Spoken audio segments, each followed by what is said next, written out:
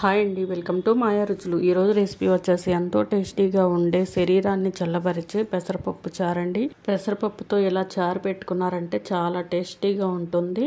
ఒక ముద్ద తినే వాళ్ళు కూడా 4 ముద్దలు తింటారండి, అంత బాగుంటుంది. ఇలాంటి రెసిపీస్ తప్పకుండా ట్రై చేయండి. ఈ వేసవి కాలంలో ఒంటిని చక్కగా చల్లబరుస్తుంది. ఇంకెందుకు ఆలస్యం, ఈ టేస్టీ రెసిపీని ఎలా చేసుకోవాలో ఈరోజు వీడియోలో చూసేద్దాం. ముందుగా పెసరపప్పును ఉడికించుకోవడానికి ఇలా కుక్కర్ ఒకటి తీసుకొని దానిలోకి ఇలా 1 కప్పు దాకా పెసరపప్పును వేసుకోవాలండి. ఇలా వేసుకున్నాక దీనిలోకి వాటర్ పోసుకోవాలి. వాటర్ పోసుకొని 2 సార్లు బాగా కడిగి మళ్ళీ వాటర్ పోసుకొని ఉడికించుకోవాలి. దీనిలోకి 2.5 కప్పు వాటర్ పోసుకోవాలండి. మనం ఏ కప్పుతో అయితే పెసరపప్పు వేసుకున్నామో అదే కప్పుతో 2.5 కప్పు వాటర్ పోసుకోవాలి. 2.5 కప్పు వాటర్ అయితే కరెక్ట్గా సరిపోతాయండి.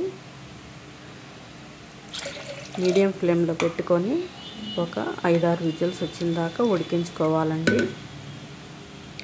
ఇప్పుడు కుక్కర్కి మూత పెట్టుకొని స్టవ్ మీద పెట్టుకొని ఉడికించుకోవాలి.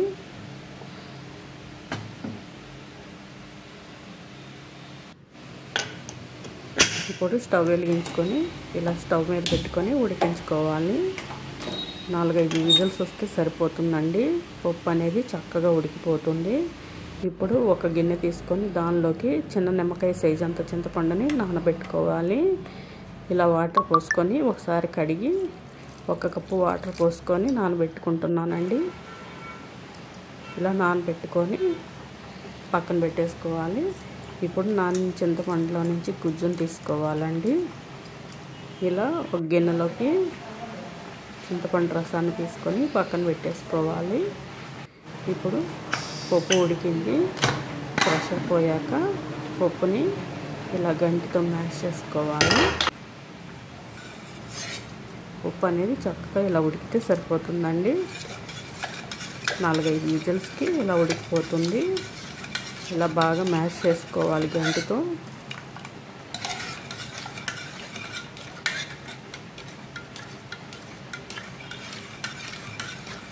పప్పుని ఇలా బాగా మ్యాష్ చేసుకున్నాక దీనిలోకి ఇప్పుడు ముందుగా తీసి పక్కన పెట్టుకున్న చింతపండు రసాన్ని పోసుకోవాలి.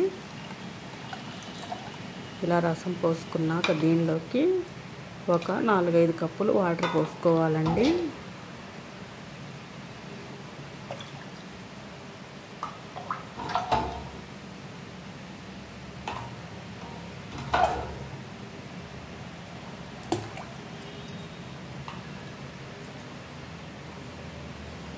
ఇలా వాటర్ పోసుకున్నాక దీనిలోకి కట్ చేసుకున్న ఒక ఉల్లిపాయని కట్ చేసుకున్నానండి. ఆ ఉల్లిపాయ వేసేసుకుంటున్నాను. ఇలా నిలువుగా కట్ చేసుకోండి. పప్పుచారులోకి చాలా బాగుంటుంది. దీనిలోకి నిలువుగా కట్ చేసుకున్న 4 పచ్చిమిర్చి, ఒక టమోటా వేసుకొని గంటితో ఒకసారి బాగా తిప్పుకోవాలి. దీనిలోకి ఒక 2 టబ్బులు కరివేపాకు కూడా వేసుకోవాలండి. వేసుకున్నాక 1/2 టీ స్పూన్ పసుపు, 1 టీ స్పూన్ కారం వేసుకోవాలి. వేసుకొని గంటితో బాగా తిప్పుకోవాలి. ఇలా బాగా తిప్పుకున్నాక దీనిలోకి పప్పుచారుకి సరిపోయినంత ఉప్పు వేసుకోవాలండి. ఇలా ఉప్పు వేసుకొని మళ్ళీ స్టవ్ మీద పెట్టుకొని ఉడికించుకోవాలి. ఇలా స్టవ్ మీద పెట్టుకొని ఉడికించుకోవాలి. పప్పుచారు కాగేటప్పుడు మధ్యలో ఒకసారి ఇలా కలుపుకుంటూ ఉడికించుకోవాలండి.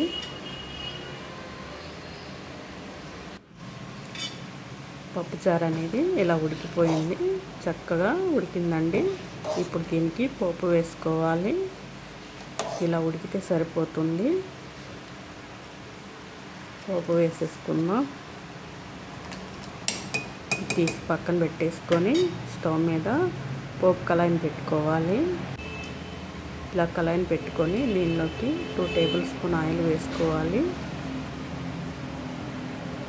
ఆయిల్ హీట్ అయ్యాక పోపు దినుసులు వేసుకోవాలండి. పోపు దినుసులు కూడా వేగుతుండగా దీనిలోకి ఒక 1/2 టీ స్పూన్ జీలకర్ర వేసుకోవాలి. దీనిలోకి 4-5 వెల్లుల్లి రెబ్బలు దంచుకొని ఇలా వేసుకోండి. పప్పుచారులో చాలా బాగుంటుంది. వేసుకున్నాక ఇలా గంటతో ఒకసారి తిప్పుకొని 2 ఎండుమిర్చిని కూడా తుంచుకొని వేసుకోండి.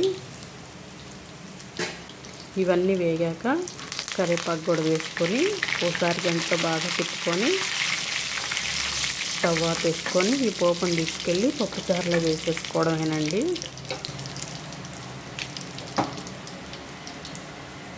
ఇప్పుడు పోపుని పప్పుచారులో వేసేసుకున్నాం. ఇంతేనండి, ఎంతో టేస్టీగా ఉండే పప్పుచారు రెడీ అయిపోయినాయి. మీరు కూడా తప్పకుండా ట్రై చేయండి. ఈ సమ్మర్లో వంటికి మంచిగా చలువ చేస్తుంది. టేస్ట్ కూడా చాలా బాగుంటుందండి. ఇలా ఒక గిన్నెలోకి పోసుకున్నాక కొద్దిగా చల్లారిన తర్వాత దీనిలోకి ఒక 1/2 చెక్క నిమ్మకాయని పిండుకోండి. ఇలా పిండుకుంటే ఇంకా చాలా టేస్టీగా ఉంటుందండి. పప్పుచారు అనేది మరింత టేస్ట్ రావాలంటే ఇలా 1/2 చెక్క నిమ్మరసం పిండుకోండి. లేదా చింతపండు లేకుండా పప్పుచారు చేసేసుకోవచ్చు. చింతపండు వేయకుండా 2 నిమ్మకాయలని పిండుకుంటే సరిపోతుందండి. పప్పుచారు అలా చేసుకున్నా చాలా బాగుంటాయండి. ఒకసారి అలా కూడా ట్రై చేయండి. ఇంకెందుకు ఆలస్యం, ఈ టేస్టీ రెసిపీని మీరు కూడా తప్పకుండా ట్రై చేసి మీకు ఎలా వచ్చిందో కామెంట్లో తెలియజేయండి. మా ఛానల్ని like and share and subscribe చేసుకొని మీ ఫ్రెండ్స్కి, మీ ఫ్యామిలీ మెంబర్స్కి షేర్ చేయండి. Thank you for watching.